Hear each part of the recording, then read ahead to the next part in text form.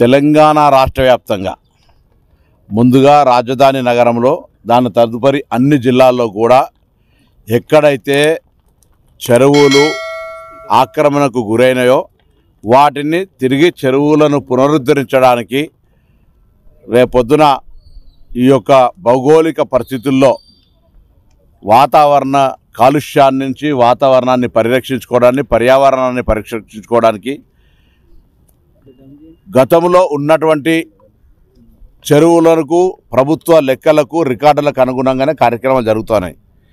నేను మరొక్కసారి తెలంగాణ రాష్ట్ర వ్యాప్తంగా ఈ చెరువులు పరిరక్షించాలనుకునేటువంటి స్వచ్ఛంద సంస్థలకు లేదా గతంలో ఇక్కడ చెరువు ఉండి అని తెలిసినటువంటి వాళ్ళు ఎవరైనా సరే గౌరవ అధికారుల దృష్టికి పోలీసులు కానీ రెవెన్యూ కానీ లేదా ప్రజాప్రతినిధుల దృష్టికి పాత్రికేయుల దృష్టికి తెచ్చి వాటిని పరిరక్షించుకునేటువంటి బాధ్యత అక్కడి స్థానికులకే. ప్రభుత్వం ఎవరి మీద రాజకీయపరమైనటువంటి కక్ష సాధింపు కానీ ఉద్దేశాలు కానీ లేవు. దీనికి ప్రజల నుంచి వస్తున్న స్పందన రాష్ట్ర వ్యాప్తంగా ప్రజలు ఈ అంశాన్ని హర్షిస్తూ ఉన్నారు. అనేక సందర్భాల్లో ఎక్కడైనా అన్యాయంగా జరిగిందంటే తప్పకుండా మీరు న్యాయస్థానాలు ఉన్నాయి.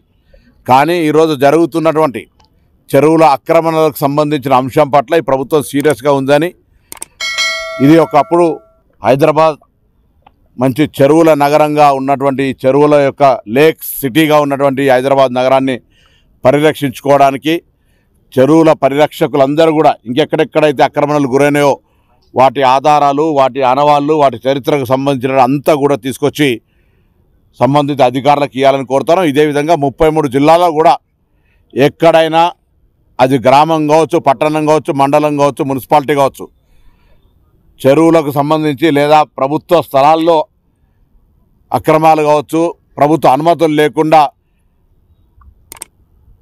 పెద్ద పెద్ద అక్రమ కట్టడాలు కావచ్చు, వాటన్నిటి పట్ల మీకున్న సమాచారాన్ని, అవగాహనను, ఆలోచనను ప్రభుత్వం దృష్టికి తెమ్మని చెప్పి కోరుతాను. ప్రజలకు కూడా ఇటువంటి కార్యక్రమాల్లో భాగస్వాములు కావాలని సందర్భంగా విజ్ఞప్తి చేస్తాను.